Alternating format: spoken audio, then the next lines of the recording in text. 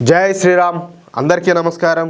Welcome to news అఖండ. నేను మీ కస్తూరి శ్రీధర్. మిత్రులారా, కేంద్ర ప్రభుత్వం మరొక సంచలనమైనటువంటి నిర్ణయం తీసుకునేది. ఈ నిర్ణయం వల్ల తెలుగు రాష్ట్రాలకు ఎంతో మంచి జరగనున్నది. సరే, ఇంతకు కేంద్ర ప్రభుత్వం తీసుకున్నటువంటి ఆ నిర్ణయం ఏంది, మన తెలుగు రాష్ట్రాలకు ఏ విధంగా ప్రయోజనం చేకూరబోతుంది అనేది ఈ న్యూస్ ద్వారా చెప్పే ప్రయత్నం చేస్తా. ఓకేనా? నేను ఇప్పటికే చాలా సార్లు చెప్పిన, ఏ దేశమైనా, ఏ రాష్ట్రమైనా, ఏ ప్రాంతమైనా అభివృద్ధి చెందాలి అంటే అక్కడ ఖచ్చితంగా మౌలిక సదుపాయాల కల్పన అనేది జరగాల. ముఖ్యంగా రహదారుల నిర్మాణం ఖచ్చితంగా జరిగి తీరాల. ఒక ప్రాంతాన్ని మరొక ప్రాంతాన్ని కలిపేటటువంటి కనెక్టివిటీ ఉండాల. అప్పుడే ఆయా ప్రాంతాల మధ్య అనుసంధానాన్ని ఏర్పరచవచ్చు అన్నమాట. తద్వారా వ్యాపార వాణిజ్యాలు మెరుగుపడతాయి, పరిశ్రమల స్థాపన అనేది జరుగుతుంది, ఉద్యోగ ఉపాధి అవకాశాలు లభిస్తాయి. తద్వారా ఏంటంటే ప్రజలకు మెరుగైనటువంటి జీవితం కలుగుతుంది. అందుకు సరైనటువంటి ఉదాహరణ అమెరికానే. అందుకే మన నరేంద్ర మోడీ గారు ప్రధానిగా ప్రమాణ స్వీకారం చేసిన దగ్గర నుంచి ఈ మౌలిక సదుపాయాల కల్పన పైన పెద్ద ఎత్తున నిధులు ఖర్చు చేస్తున్నారు. దేశవ్యాప్తంగా వందల సంఖ్యలో ఈ నిర్మాణాలన్నీ కూడా జరుగుతున్నాయి. మోడీ ప్రభుత్వం ప్రతి సంవత్సరం సరాసరి 10 లక్షల కోట్ల రూపాయలు ఈ మౌలిక సదుపాయాల కల్పన పైన ఖర్చు చేస్తారు. ఈ క్రమంలోనే నరేంద్ర మోడీ ప్రభుత్వం ఒక కీలకమైనటువంటి నిర్ణయం అయితే తీసుకునేది. అదే హైదరాబాద్ విజయవాడ జాతీయ రహదారిని ఎక్స్ప్రెస్ హైవే చేయాలని చెప్పేసి నిర్ణయం తీసుకోవడం. నిజానికి ఈ హైదరాబాదు విజయవాడ జాతీయ రహదారి అనేది అత్యంత రద్దీగా ఉండేటటువంటి జాతీయ రహదారిలో ఒకటి. ఇక్కడ ప్రతిరోజు కూడా 50,000కు పైగా వాహనాలు ప్రయాణిస్తూ ఉంటాయనేది ఒక అంచనా అనమాట. కానీ అందుకు తగ్గట్టుగా ఈ జాతీయ రహదారి వైశాల్యం అయితే లేదు. అర్థమవుతుందా? అందుకే ఈ విజయవాడ హైదరాబాదు జాతీయ రహదారిని విస్తరించాలని చెప్పేసి మోడీ ప్రభుత్వం ఒక నిర్ణయానికి అయితే వచ్చింది. ఇక ఈ జాతీయ రహదారిని సర్వీసు రోడ్లతో సహా 6 లైన్ల ఎక్స్ప్రెస్ హైవేగా నిర్మించున్నారన్నమాట. ఈ జాతీయ రహదారిని సరిగ్గా బెంగళూరు, మైసూరు ఈ జాతీయ రహదారిని నిర్మించాలని చెప్పేసి మోడీ ప్రభుత్వం భావించింది. అందుకే ఈ బెంగళూరు, మైసూరు ఎక్స్ప్రెస్ హైవే నిర్మాణంలో పాలు పంచుకున్నటువంటి ఇంజనీర్లనే ఈ హైదరాబాదు, విజయవాడ జాతీయ రహదారి నిర్మాణానికి కూడా వినియోగిస్తున్నారన్నమాట.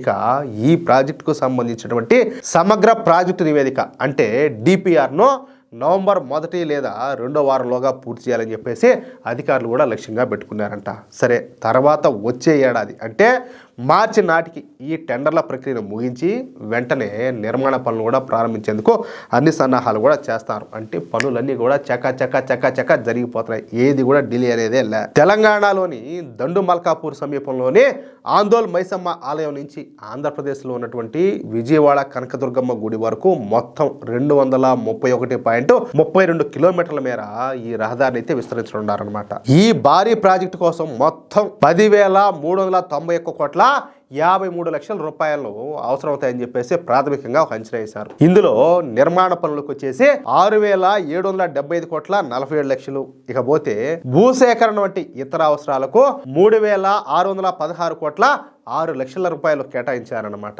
దీని ప్రకారం కిలోమీటర్ నిర్మాణానికి సగటున 44 కోట్ల 92 లక్షల రూపాయలు ఖర్చు చేయనున్నారన్నమాట. అంటే చూడండి, ఇక్కడ భూసేకరణకు కూడా నిధులను మన కేంద్ర ప్రభుత్వమే ఖర్చు చేస్తుంది. భూసేకరణకు 3,600 కోట్లను కేటాయించడం అంటే మామూలు మాటలు కాదు. అవునా కాదా?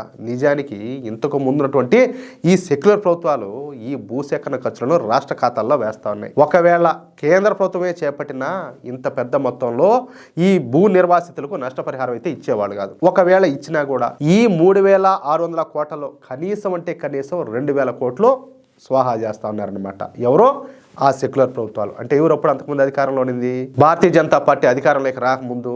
అర్థమైంది కదా అది విషయం. కానీ ఇప్పుడు ఉండేది నరేంద్ర మోడీ ప్రభుత్వం. అందుకే అభివృద్ధి కార్యక్రమాలు అనేటివి చాలా వేగంగా, ఎటువంటి గొడవలు కూడా లేకుండా సైలెంట్గా జరిగిపోతున్నాయి. ఇక ఈ ప్రాజెక్టులో భాగంగా రహదారి వెంట పలు కీలక నిర్మాణాలు కూడా చేపట్టున్నారు. అర్థమవుతుందా? 33 మేజర్ జంక్షన్లు, 105 మైనర్ జంక్షన్లతో పాటు 4 కొత్త ఫ్లైఓవర్లు, 7 వెహికల్ అండర్ పాస్లు, అదేవిధంగా ఓవర్ పాస్లు నిర్మించున్నారనమాట. ఆంధ్రప్రదేశ్ పరిధిలో కొత్తగా 2 బైపాస్లు కూడా నిర్మించున్నారు. దీంతో పాటు మొత్తం ప్రాజెక్టులో 22.5 కిలోమీటర్ల మేర గ్రీన్ ఫీల్డ్ విధానంలో రహదారిని అయితే అభివృద్ధి చేయనున్నారనమాట. ప్రయాణికుల సౌకర్యార్థం 94 చోట్ల ఈ విశ్రాంతి ప్రాంతాలు, అదేవిధంగా 16 బస్ షెల్టర్లు కూడా ఏర్పాటు చేయనున్నారు. చూడండి, ఏది ఎంత గొప్ప విషయమా.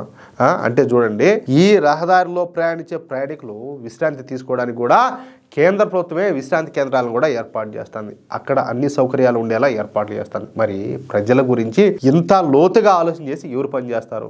మీరు కూడా ఒకసారి ఆలోచించండి. ఇక ఈ మెగా ఎక్స్ప్రెస్ హైవేను వచ్చే 3 ఏళ్ల లోపలనే పూర్తి చేయాలని చెప్పేసి మోడీ ప్రభుత్వం టైం బాండ్ విధించుకునేది అనమాట.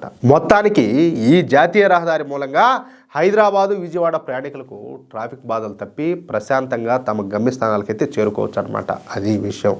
ఇంకా మాట్లాడుతూనే ఉంటారు మోడీ ఏం చేశాడు, మోడీ ఏం చేశాడని. వాళ్ళందరికీ మోడీ ఏం చేస్తాడో తెలియాలంటే ఇలాంటి న్యూస్ అన్ని షేర్ అవ్వాలి కదా, మీరు షేర్ చేయాలి కదా, అవునా కదా? అలాగే ప్రతి ఒక్కరు కూడా ఈ వీడియోకు సంబంధించి మీ యొక్క అమూల్యమైనటువంటి అభిప్రాయంలో తప్పనిసరిగా కామెంట్ రూపంలో తెలియజేయండి. ఇంకో విషయం ఏంటంటే, ఇంతవరకు మీరు కనుక మన ఛానల్ను సబ్స్క్రైబ్ చేసుకున్నట్లయితే ప్రతి ఒక్కరు కూడా మన ఛానల్ను సబ్స్క్రైబ్ చేసుకోండి, సపోర్ట్ చేయండి ప్లీజ్. జై శ్రీరామ్, జై హింద్.